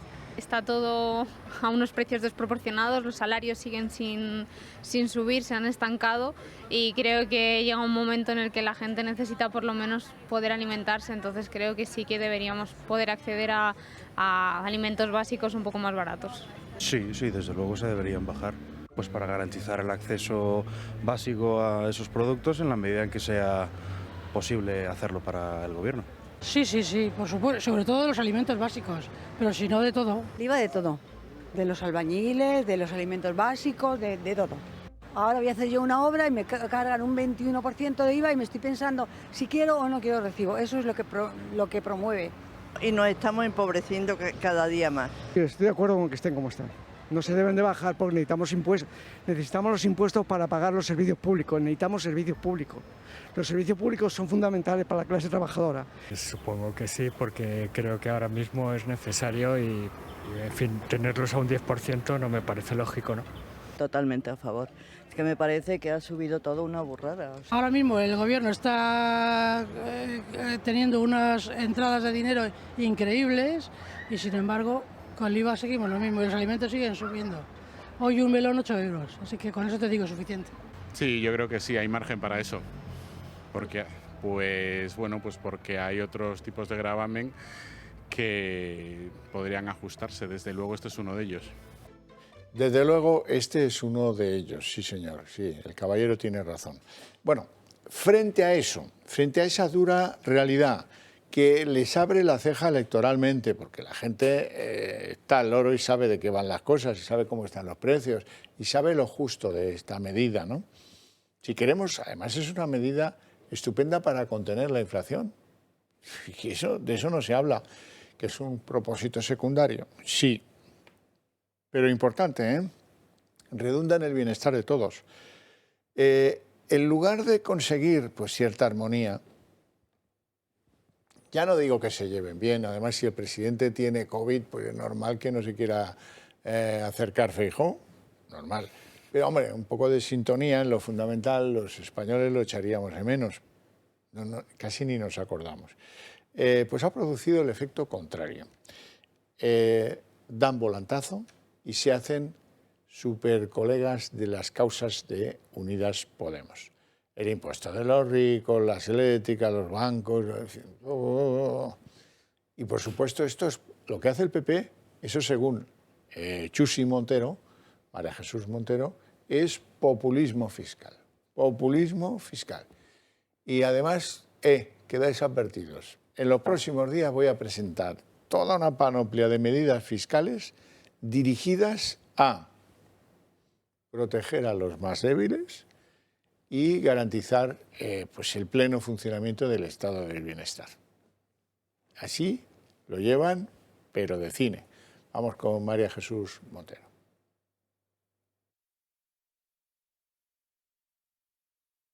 De haber subido el IVA en España, por ejemplo, de la cesta de productos básicos. Y se lo recordaremos siempre que tengamos ocasión, porque, insisto, cuando gobiernan suben los impuestos y cuando están en la oposición, a cualquier problema, la receta que plantean es bajada fiscal. Bajada hasta plantear vaciamiento de la capacidad fiscal de un país, porque una vez que se atienden determinadas cuestiones, acude a otras y así en una espiral que no tiene fin. Ay, cada vez que leo ese rótulo del gobierno de la gente me pongo malo y me acuerdo de Josep Pla. Porque Pla decía que el que presume mucho de la gente a lo mejor es partidario de la gentuza. Esa cosa entre gente y gentuza la tenía muy clara don Josep Pla, uno de los mejores escritores de este país del siglo pasado, desde luego que sí. Bueno, o sea que han conseguido ustedes irritar a la bestia y la bestia sangra por la herida, pero nos va a repercutir una subida fiscal que va... Esa es la respuesta que tiene el gobierno frente a una rebaja fiscal. Ven que te armonizo. Venga, que te voy a aumentar los impuestos. Sí que decirle dos cosas. Populismo fiscal es decir, el populismo fiscal es hacer creer a la gente que el 1% de la población va a pagar todos los impuestos y el resto vamos a vivir sin pagar ningún impuesto. ¿Por qué? Porque dicen, el 1% más rico es el que va a pagar todos los impuestos. Perdone, pero eso no sucede. Dos, en España no tenemos muchos ricos, desgraciadamente. Ojalá tuviéramos más Amancio Ortegas. Y tercero, si un impuesto es inmoral, es inmoral. Hacerle pagar a un muerto un impuesto simplemente por querer transmitirle la herencia a sus hijos, a sus hermanos, a un familiar, a un querido, oiga, es inmoral, ¿está bien? No, está mal. Por lo tanto, ni 1, ni 2, ni 3, ni 4%. Está mal, es inmoral. Y populismo fiscal es exactamente eso, hacerle creer a la gente que exprimiendo una parte de la población, la otra se va a enriquecer. Populismo fiscal es decirle a la gente, a esos que cuidáis tan divinamente, que esto es para garantizar el estado del bienestar. Claro, hombre. Cuando esto, lo que estáis haciendo es para garantizar un porcentaje de gasto extraordinario. A ver si el que le escribe los guiones a Feijóo para la próxima entrega llevamos algo más serio sobre cómo hacer que estos malandrines empiecen a ordenar su gasto y no vayan por Nueva York echando la pasta por la ventanilla del taxi. ¿Cómo le pasa al del COVID? 466 millones de euros en 3 días en Nueva York. Es que es muy fuerte porque es que mientras estaba ocurriendo eso, la señora Montero estaba aquí metiéndose con el hecho de que se fuera a eliminar el impuesto de patrimonio en Andalucía. O sea, quiero decir, mientras daban 400 millones, se quejaban de que Andalucía iba a dejar de ganar 100 millones, hipotéticamente. Entonces, quiero decir, pues a mí me sale que estás debiendo 300, o sea, en las cuentas no me salen. Eso por un lado. Por otro lado, el impuesto de patrimonio no existe en ningún otro país de la Unión Europea. Así es. No existe. Existe en Suiza, existe en un cantón de Suiza. En un cantoncín de Suiza, no sé qué, pero no existe en otro lado. Entonces, quiero decir, armonizar, a lo mejor es que tengamos los mismos tipos de impuestos que en otros países europeos, no los que le dé la gana. Y luego, quiero decir, lo que acabas de decir, Javier, o sea, por un lado, es el gobierno más caro de la historia de la democracia. Tienen más asesores que nadie, más ministerios que nadie. Tienen un ministerio que es el Ministerio de Consumo, que yo pensaba que se iba a dedicar al consumo, o sea, a defender a los consumidores, pero no, se dedica a, con perdón, mamarrachadas. A ver, voy a hacer una lista cada día de la tontería más grande y ministerio que no vale para nada, entero, pum, a la basura. Tenemos otro ministerio dirigida por una señora que promueve la pederastia en público y que durante una semana no es capaz de desdecirse, sino que es más, si la criticas porque has defendido la pederastia, es que eres un facha. Entonces, otro ministerio a la porra. ¿Seguimos? O sea, quiero decir... No, que nos quedamos sin... Y hay una de las cosas que hay que tener muy claro. No hay ninguna sociedad que haya prosperado enchufándole un montón de impuestos. Ninguna. Claro, ¿no? O sea, es que esto sería novedoso en la historia económica. Jamás ha pasado. que hemos tenido. Pero si es que es como cada quien en su casa. Si, oye, resulta que estoy ganando menos dinero. Muy bien, pues vamos a gastar más. Como que no va a funcionar, ¿no? Totalmente. Y sí que hay que tener muy claro, la única manera para acabar con la pobreza no es eliminando ricos, es creciendo más económicamente. Claro. Por cierto, las mentiras tienen las patas muy cortas, vienen tiempos muy malos para la economía y esto va a ser muy difícil de sostener yo con mentiras. Por ejemplo, los señores de la estadística europea, que se llaman Eurostat, han sacado los datos de comparativos entre países del año pasado, 2021. ¿Y qué dicen esos datos? Pues que el 30%, un poquito más, de los autónomos en España está en riesgo de pobreza. Y que ese porcentaje es casi el doble que en Italia. ¡Que en Italia! O que en Alemania, que eso ya me lo podía yo haber figurado antes. Pero nada, estos son datos de la Oficina Europea que compara lo que pasa en un sitio y en otro del mismo territorio. Pero bueno, ahí lo dejo. Hoy anunciaba Enrique López, el consejero de Justicia de la Comunidad de Madrid. He dudado porque antes era de Justicia. Sí, estaba solo tenía Justicia Interior y ahora tiene también Presidencia, además. Ah, bueno, muy bien. Ha anunciado la presentación de un recurso de inconstitucionalidad sobre el famoso decreto de ahorro energético del gobierno de Pedro Sánchez. Está presentado ya en el Tribunal Constitucional y fundamentalmente lo presentamos, recordemos que solo contra un artículo del Real Decreto de 1 de agosto, contra el 29, no contra todo el Real Decreto, pero no porque nos haga daño a la economía, sino porque además invade competencias exclusivas de la Comunidad de Madrid. Por ejemplo, la que obliga a pagar los escaparates a las 10 de la noche invade la competencia exclusiva en materia de comercio interior, promoción turística de la Comunidad de Madrid, puesto que aquellos comerciantes que decidan mantener abiertos sus comercios más allá de las 10 de la noche, porque en Madrid se puede hacer, recordemos, por la libertad de horarios, tienen que apagar los escaparates. Y también me parece muy interesante cierto aviso que ha dado esta mañana Isabel Díaz Ayuso, aviso a navegantes. Dice que cuando gobierne Feijóo tendrá que ocuparse de más cosas que solo de gestionar. Que cuando el Partido Popular llegue a Moncloa, no solo se centre en gestionar y arreglar el desaguisado económico, que lo hará, que haga una reducción drástica del gasto público, de los impuestos y que flexibilice el mercado, que erradique toda política sectaria que solo divide y pone los intereses de la nación en manos de minorías mucho más que aquellas que son. Bueno, y me gustaría que hoy terminásemos hablando de algo que es sorprendente. Resulta que Unidas Podemos y PSOE llevan a la presidencia de Radio y Televisión Española a un señor que se llama José Manuel Pérez Tornero. De eso han pasado 18 meses. Bueno, y este señor se marcha hoy, ha dimitido hoy porque dice que no le apoyan ni los que le pusieron allí, lo cual es bastante lamentable. Eso sí, ha metido en el Consejo un montón de nuevos, ha metido un montón de altos cargos, ha firmado esto de la 30.000 comedias de gasto que nos podíamos estar ahorrando. Y desde luego las audiencias de Pérez Tornero son las de Limón Limonero, un bestseller que ya no quiere comprar nadie.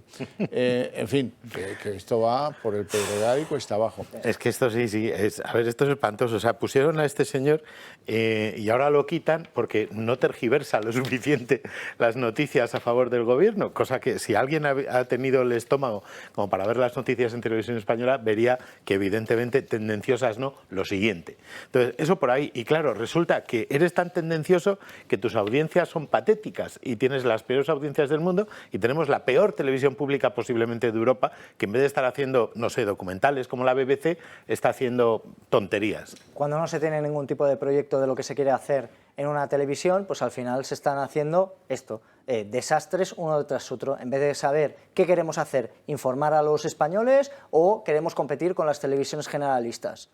No se sabe, veremos a ver lo que pasa, pues hasta el final. Mientras le permitan tener desahogos con Xavier Fortes, de esos que terminen, ya sabes, y comprar productoras y tal, claro. Es que a ver si han echado a este porque en la última entrevista con Pedro Sánchez tuvo tan poquísima audiencia. A ver si va por ahí la cosa. Por cierto, no se meta usted con los cantones suizos que nos dan sopas con onda jugando al fútbol, ¿eh? Sí, sí, desde luego. Ahí lo dejo, ¿eh? Tengan cuidado porque los relojes no tenían rival y ahora resulta que pim pam pum.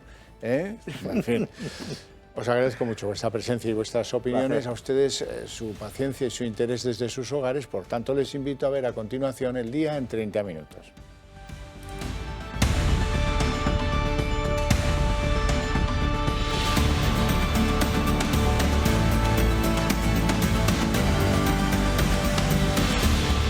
El Día en 30 minutos. Bueno, la derecha clara, inequívoca de Giorgia Meloni ha vencido claramente en las elecciones de Italia. La coalición de las derechas ha derrotado con claridad a la que acompañan las formaciones de izquierda. De hecho, uno de los líderes de la izquierda, Enrique Letta, ha dimitido ya como líder del Partido Demócrata por los malos resultados.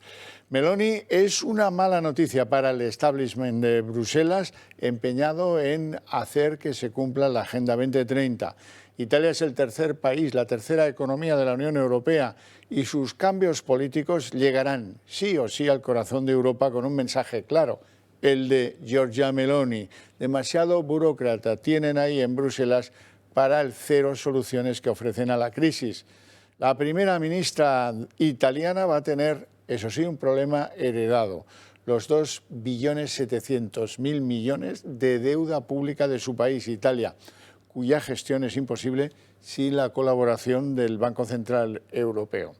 Y sobre la primera mujer que llegará al Palacio Chigi, el Palacio de la Presidencia del Gobierno, hay que decir que no ha sido ni siquiera felicitada por Pedro Sánchez. No, la verdad Marina es que no. Álvarez. Se ha hablado mucho de ella, de Giorgia Meloni, en las últimas semanas, pero poco sabemos sobre las propuestas concretas de la líder de Fratelli d'Italia. Meloni tendrá que hacer encaje de bolillos para sacar su programa adelante con los apoyos de sus socios de coalición, pero sus ideas son muy claras y tienen en el foco mejorar la calidad de vida de todos los italianos. Para ello, la líder conservadora apuesta por bajar los impuestos e invertir más dinero público en ayudas a las familias y fortalecer también las pensiones. Tanto ella como sus socios apuestan además por reformar la Carta Magna e imponer un sistema presidencialista que permita a los italianos elegir directamente al jefe del Ejecutivo.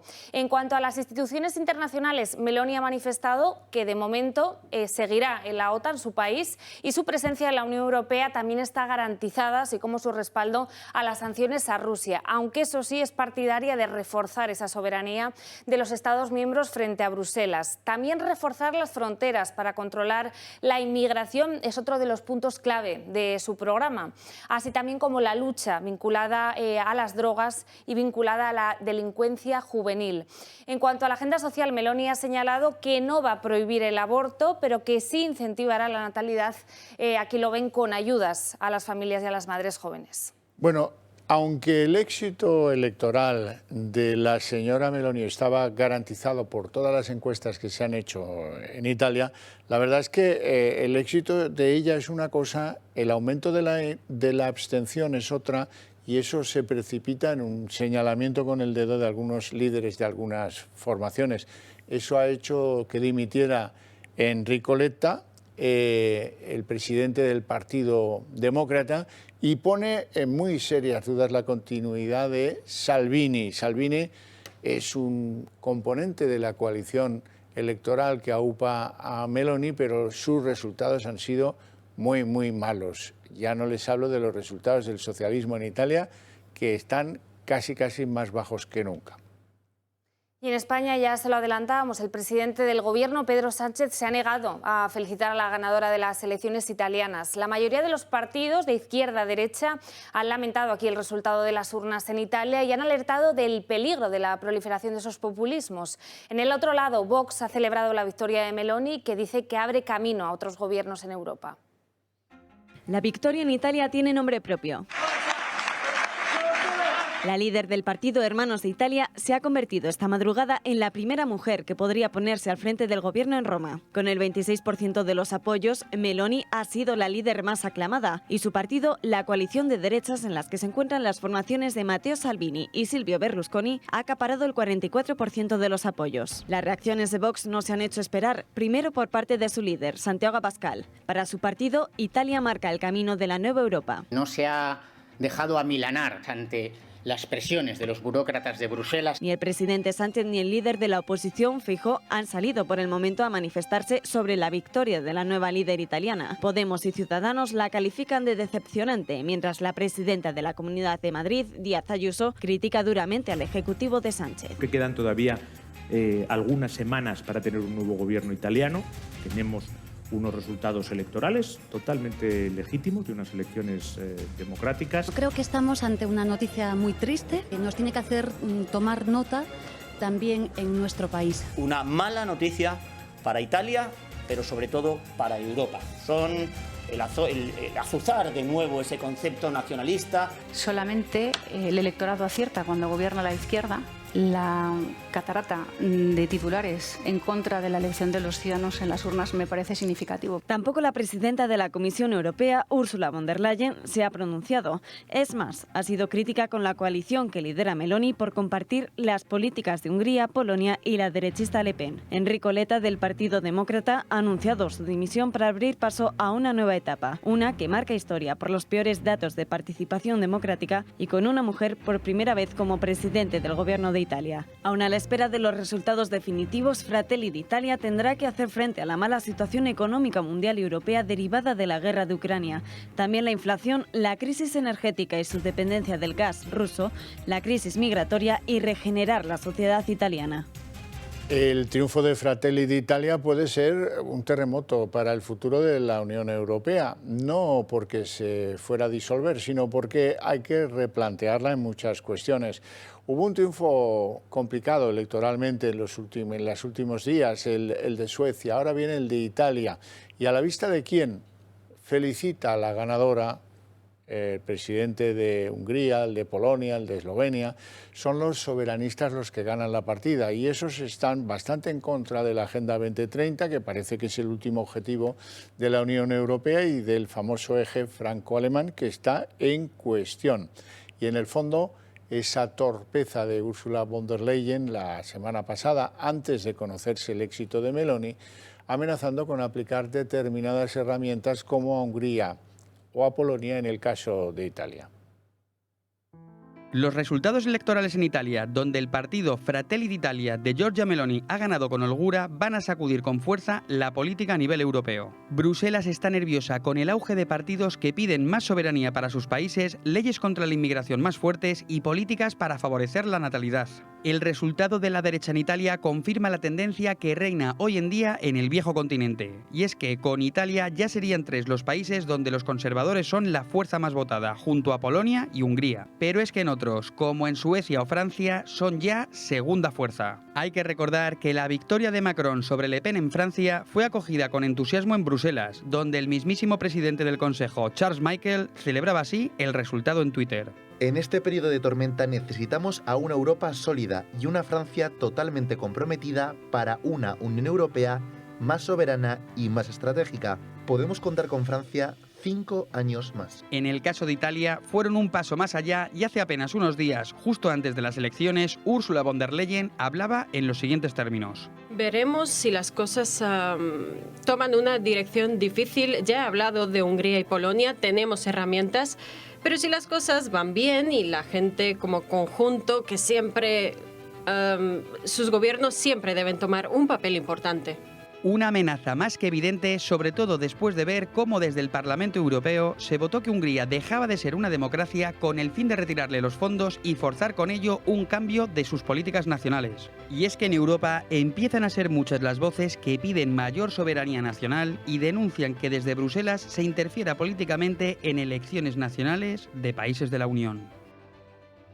Y en nuestro país, PP y PSOE continúan sin acercar posturas para aliviar la inflación. Los populares siguen apostando por rebajas fiscales y hoy Núñez Feijóo ha propuesto bajar el IVA al 4% de productos básicos como la carne, el aceite o el pescado.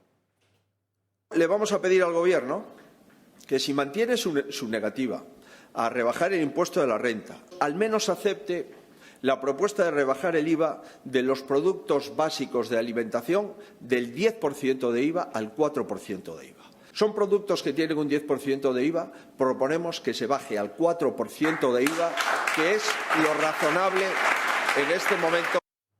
Y en lugar de producirse un cierto entendimiento sobre lo que conviene para combatir la inflación y para aliviar la situación que a muchos españoles tiene completamente consternados, el no poder pagar la alimentación, resulta que, representando al Partido Socialista, María Jesús Montero decía hoy que eso es populismo fiscal y parece que la deriva lleva al PSOE a identificarse cada día más con Unidas Podemos. El partido del señor Feijóo, el que tuvo el honor de haber subido el IVA en España, por ejemplo, de la cesta de productos básicos. Y se lo recordaremos siempre que tengamos ocasión, porque, insisto, cuando gobiernan suben los impuestos y cuando están en la oposición, a cualquier problema, la receta que plantean es bajada fiscal. bajada hasta plantear vaciamiento de la capacidad fiscal de un país, porque una vez que se atienden determinadas cuestiones, acude a otras y así en una espiral que no tiene fin. Y el Gobierno continúa su ofensiva fiscal ante la bajada de tipos que propone el Partido Popular. La ministra de Hacienda, María Jesús Montero, ha anunciado hoy que habrá nuevas medidas fiscales en la línea del impuesto a los ricos o el gravamen a la banca y a las energéticas. Montero, por cierto, ha anunciado este paquete, que en principio parte de todo el Ejecutivo, desde la sede del Partido Socialista. Les adelanto ya que a lo largo de los próximos días presentaremos este paquete de medidas fiscales que acompañarán en el año 2023. Algunas de ellas se recogerán en el proyecto de presupuesto y otras irán en una norma específica. Medidas que, como pueden imaginar, tienen exactamente la misma vocación: proteger a la mayoría de nuestros conciudadanos, que en momentos de crisis tengamos un estado del bienestar fuerte. Vamos a conocer ahora qué es lo que piensa la gente. Al gobierno de la gente le puede interesar. ¿Qué piensa la gente sobre esto que propone Feijóo de bajar el IVA de los alimentos básicos al 4%? Pues ahora lo van a ver. Hombre, por supuesto que estoy a favor. Nos vamos a arruinar todos. Vamos a tener que comer pasta y arroz todos los días. Está todo a unos precios desproporcionados, los salarios siguen sin subir, se han estancado y creo que llega un momento en el que la gente necesita por lo menos poder alimentarse, entonces creo que sí que deberíamos poder acceder a alimentos básicos un poco más baratos. Sí, desde luego se deberían bajar, pues para garantizar el acceso básico a esos productos en la medida en que sea posible hacerlo para el gobierno. Sí, por supuesto, sobre todo de los alimentos básicos, pero si no de todo. El IVA de todo, de los albañiles, de los alimentos básicos, de todo. Ahora voy a hacer yo una obra y me cargan un 21% de IVA y me estoy pensando si quiero o no quiero recibo. Eso es lo que promueve. Y nos estamos empobreciendo cada día más. Estoy de acuerdo con que estén como están. No se deben de bajar porque necesitamos los impuestos para pagar los servicios públicos, necesitamos servicios públicos. Los servicios públicos son fundamentales para la clase trabajadora. Supongo que sí, porque creo que ahora mismo es necesario y en fin, tenerlos a un 10% no me parece lógico, ¿no? Totalmente a favor. Es que me parece que ha subido todo una burrada. Ahora mismo el gobierno está teniendo unas entradas de dinero increíbles y sin embargo con el IVA seguimos lo mismo y los alimentos siguen subiendo. Hoy un melón 8 euros, así que con eso te digo suficiente. Sí, yo creo que sí, hay margen para eso. Porque, porque hay otros tipos de gravamen que podrían ajustarse. Desde luego este es uno de ellos. El Partido Popular ha roto la ceja, Sánchez, con eso de la bajada del IRPF a los más débiles en las comunidades donde gobierna.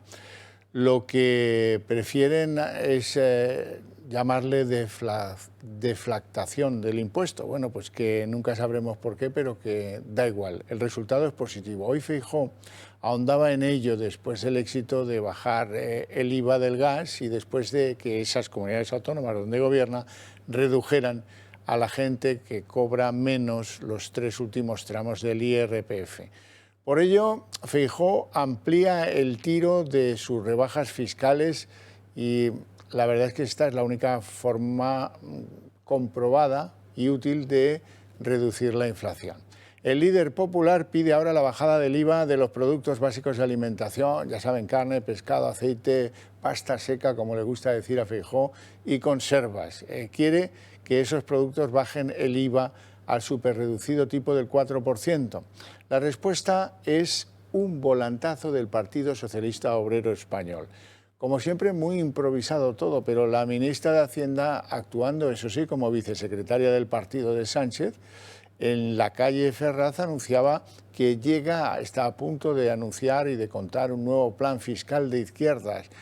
¿Subirán los impuestos? Pues claro que sí, siempre es así cuando lo diseña la izquierda, lo razona, como ya saben que esto es imprescindible para proteger a la mayoría y además que es básico para defender el estado del bienestar. Pero no habla de que Sánchez se gastó 466 millones by the face, como suele decirse, en Nueva York regalando el dinero a las puertas como si fuéramos ricos.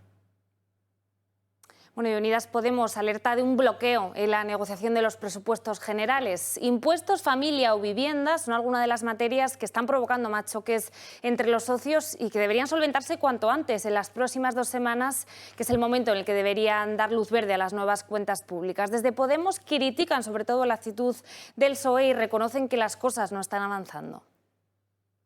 Estamos todavía muy lejos de la negociación. Saben que desde Unidas Podemos hemos planteado 5 bloques. Todavía no hemos llegado a un acuerdo. Me parece que hay cuestiones que en un gobierno progresista a estas alturas no deberíamos de discutir. La ex vicepresidenta del Gobierno, Carmen Calvo, ha querido marcar diferencias entre el feminismo del PSOE y el feminismo de Podemos. Dice la antigua vicepresidenta que la ley trans puede destrozar la legislación de igualdad y, como además es presidenta de la Comisión de Igualdad, tiene en sus manos ordenar el debate parlamentario del anteproyecto que impulsa Unidas Podemos. Esta es la razón por la que Isa Serra, que es coportavoz de la formación Podemos, ha recriminado a Carmen Calvo que pretenda, dice ahora, torpedear la ley trans después de haber ganado esa batalla en el Consejo de Ministros cuando en él se sentaba Carmen Calvo. En fin, ya saben ustedes que siempre van a la greña. Todo el mundo sabe lo que piensa Carmen Calvo respecto a los derechos trans y respecto a esta ley. Todo el mundo sabe que se ha opuesto en numerosas ocasiones a los derechos trans y a esta ley. Yo creo que es evidente después de eso que el Gobierno de coalición tiene un compromiso firme con los derechos trans y creo que es un error volver a abrir el debate respecto a una ley que es necesaria y volver a torpedear. Y abrimos página económica. La OCDE hunde las previsiones de crecimiento para España para 2023. El organismo recorta 7 décimas su diagnóstico del pasado mes de junio y prevé que nuestro país va a crecer la mitad de lo que espera el Ejecutivo. Las previsiones de la OCDE no son buenas para España. Mejora ligeramente su previsión para finales de 2022, pero hunde la de 2023. La situación de la guerra en Ucrania ha hecho que todos los países aumenten su inflación y que los crecimientos sean muy malos. En el caso de nuestro país, la inflación para este invierno, según la OCDE, disminuirá del 10 a 9,1%, la mayor de la zona euro. De cara al año que viene, la previsión registra una mejora de 3 décimas, lo que hace que tengamos un avance del 1,5%, muy lejos del 2,7%, números que nos demuestran que todavía no nos hemos recuperado de la pandemia. España todavía no ha alcanzado los niveles de PIB previos a la crisis, ¿de acuerdo? Mientras que el conjunto del área del euro sí lo ha logrado. La economía española estamos todavía 2,2 puntos porcentuales por debajo del nivel previo a la crisis. En el caso de los países europeos, la situación tampoco mejora. Alemania entrará en recesión y su economía se contrajo un 0,7%. Por su parte, Francia e Italia repuntan un 0,6 y un 0,4 respectivamente. Fuera de nuestro continente, países como Estados Unidos solo han subido un 0,5%, mientras que el Reino Unido está en el 0%. Con estos datos se prevé un 2023 muy por debajo de los niveles prepandemia. Eurostat es el organismo de la estadística a nivel europeo. Han analizado la situación de los autónomos en nuestro país el año pasado, 2021, y llegan a la conclusión de que el 30,1% de los autónomos españoles estaba en ese momento en situación de riesgo de pobreza o exclusión social. Los datos no creo que hayan mejorado mucho desde entonces, y eso que España es el 4.º país de la Unión Europea por mayor número de trabajadores autónomos pasándolo mal. Y en tribunales, el juez ha decidido imputar al jefe de gabinete de Mónica Oltra en el caso que investiga el encubrimiento de los abusos sexuales de su exmarido. Miquel Real, atención, también estuvo casado con Oltra y era su mayor colaborador en el momento de los hechos. Nuevos imputados en el caso Oltra. Tras la declaración de la expresidenta valenciana del pasado lunes, el juez llama a declarar a 2 nuevos imputados, Francesc Gamero, por aquel entonces su secretario de vicepresidencia, y Miquel Real, actual jefe de gabinete de Aitana Mas, sustituta de Oltra, y ex primer marido del antiguo vicepresidente, por encubrir al segundo en el caso de la menor. El magistrado ha resuelto que es necesario oír a estas 2 personas al objeto de tratar de esclarecer su participación de los hechos, cuando Mónica Oltra se enteró de lo sucedido por parte de su entonces segundo marido, Luis Eduardo Ramírez, encargó al primero recabar información al respecto. No hay día previsto para la declaración de Miquel Real. El juez ordena que se señale a la mayor brevedad. Sin embargo, la resolución no es firme y cabe contra ella un recurso de reforma que se tendrá que interponer en el plazo de 3 días o uno de apelación en un máximo de 5, es decir, antes de que acabe la semana. En total, sumados estos dos, son ya 16 los imputados en el caso, de los cuales hay 2 exmaridos de Oltra, uno acusado, el otro imputado y todos ellos altos cargos de la Generalidad Valenciana. Lo ha revelado el presidente de Ucrania, Volodymyr Zelensky. Se han encontrado en Izium 2 nuevas fosas de la guerra con cuerpos de civiles dentro, y eso que en esta pequeña población se habían encontrado anteriormente otras fosas con unos 400 civiles en ellas, en su mayoría hombres, pero también mujeres y niños. Y en Rusia al menos 15 personas han muerto, entre ellas menores, y 20 han resultado heridas en un tiroteo en una escuela del centro del país. El autor es un joven no identificado que vestía un jersey con una esvástica roja y que abrió fuego contra un guardia y varios de los menores que se encontraban en la escuela. Tras consumar el ataque, este joven se quitó la vida. El tiroteo se produce en medio de un clima de tensión en muchas regiones de Rusia por las movilizaciones de cientos de miles de reservistas. Esos reservistas han sido noticia. Concretamente, uno de ellos tiene 25 años, se llama Ruslan Zinin, y este chico, pues cuando llegó al centro de alistamiento militar, decidió disparar al jefe de ese destacamento militar para evitar ir al frente. Eso está claro. Según algunas fuentes, el jefe militar del acuartelamiento habría muerto. Otros creen que su estado es crítico. Bueno, tenemos que hablar de las fuertes lluvias que han tenido lugar en Murcia, sobre todo porque ahí se ha producido un fallecimiento. Se trata de un señor que estaba en su casa, que se había dormido en su sofá, que estaba viendo la televisión en Jabalí Viejo y al cual se le llevaron las aguas la mitad de su casa, a él con ellas, y al final pues perdió la vida en estas lluvias tremendas que en algunos puntos de Murcia han llegado a precipitaciones de 119 litros por metro cuadrado.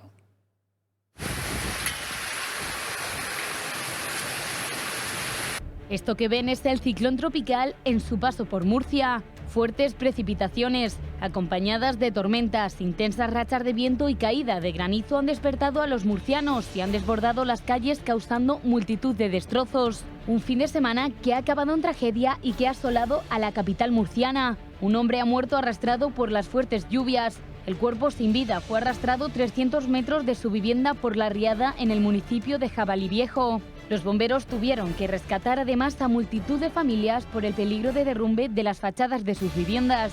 Empezó a bajar agua, madre mía, cómo bajaba. Una tronadera, mucho miedo. Yo voy a horas sacando cubos de agua. Un ciclón tropical que ha arrasado también las Islas Canarias. Lluvia persistente y de 180 litros por metro cuadrado han dejado múltiples daños en las islas. Alcantarillas anegadas, desprendimientos en zonas de montaña, garajes inundados, cancelaciones de vuelos y desvíos han sorprendido a los canarios. Se han notificado más de 1.400 incidencias. La más frecuente ha tenido que ver con fallos eléctricos.